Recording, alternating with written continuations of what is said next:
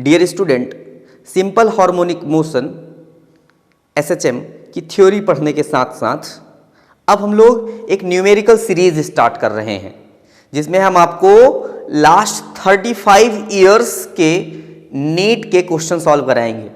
Last 35 years में SHM में NEET examination में जितने भी क्वेश्चंस आए हुए हैं हम थ्योरी के साथ साथ पूरे न्यूमेरिकल सॉल्व कराएंगे। बस पेशेंस की जरूरत है। अगर आप जल्दीबाजी में हैं तो आप सॉल्व नहीं कर पाएंगे। बच्चों, अगर आप ऑफलाइन कोचिंग में हैं तो आप ऑफलाइन कोचिंग को ही कंसंट्रेट होकर कंप्लीट करिए। वहां के लेक्चर की नोट्स, वहां के न्यूमेरिकल्स और अपने डाउट क्लियर करिए टीचर से। अगर आप ऑनलाइन पढ़ रहे हैं तो पूरी तरह फिर उस टॉपिक को ऑनलाइन में फोकस्ड रहिए। अगर आप किसी भी एक चैनल को फॉलो कर रहे हैं तो आप पूरी तरह उस चैनल में डेडिकेट रहिए।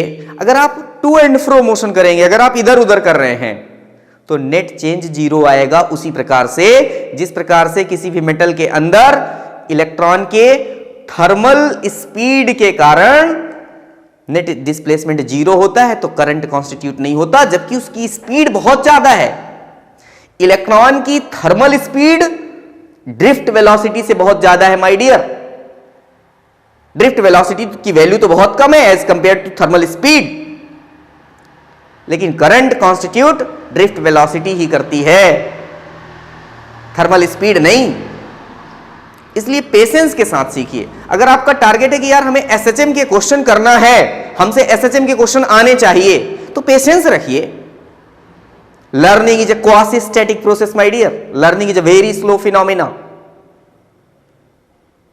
मैं बार बार इस बात पर इंपैक्ट देता हूं क्योंकि मुझे पता है आप लोग बढ़ा बढ़ा के फटाफट 1.5 1.75 में वीडियो देखते हैं, लर्निंग नहीं होगी।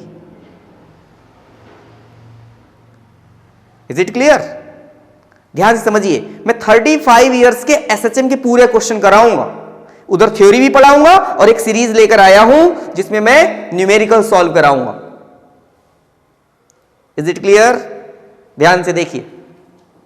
हमने एसएचएम का बेसिक कॉन्सेप्ट क्लियर कर लिया है।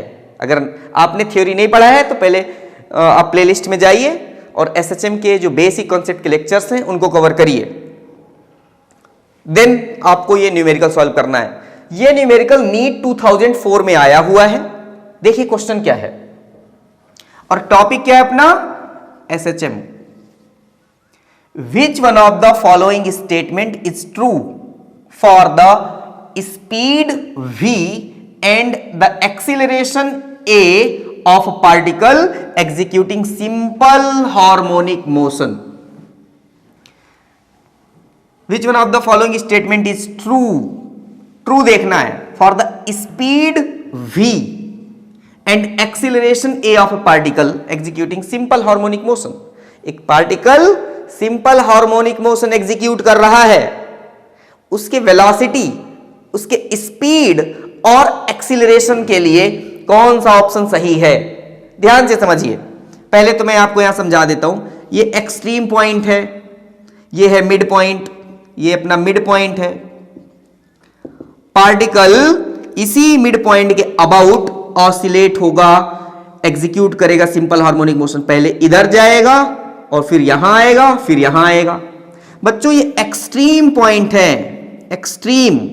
यहां पर वेलोसिटी जीरो होगी और पार्टिकल वापस लौटेगा। अगर वेलोसिटी जीरो न होती तो वापस कैसे लौटता? तो यहां पर वेलोसिटी जीरो होगी। लेकिन आपने एक रूल पढ़ा है कि a is directly proportional to -x। जितना आप इधर आते जाएंगे उतना एक्सीलरेशन बढ़ता जाएगा। यहां पर एक्सीलरेशन जीरो होगा। ये x is equal to zero है और ये x is equal to a है। मैक्सिमम डिस्प्लेसमेंट यहां है तो यहां पर v जीरो है लेकिन a जो है वो मैक्सिमम है। यहां पर वेलोसिटी मैक्सिमम है, यहां पर वेलोसिटी मैक्सिमम होती है और एक्सीलरेशन जीरो होता है। क्यों एक्सीलरेशन यहां पर जीरो होता है?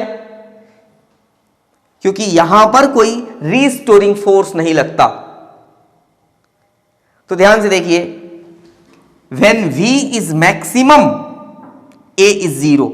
v मैक्सिमम है जहां पर वहां पर ए 0 है, V मैक्सिमम है जहां पर, वहां पर ए 0 है। ए 0 क्यों है? क्योंकि कोई रिस्टोरिंग फोर्स नहीं। तीनों ऑप्शन आप पढ़िएगा, तीनों रॉन्ग है। D is the right answer. Is it clear?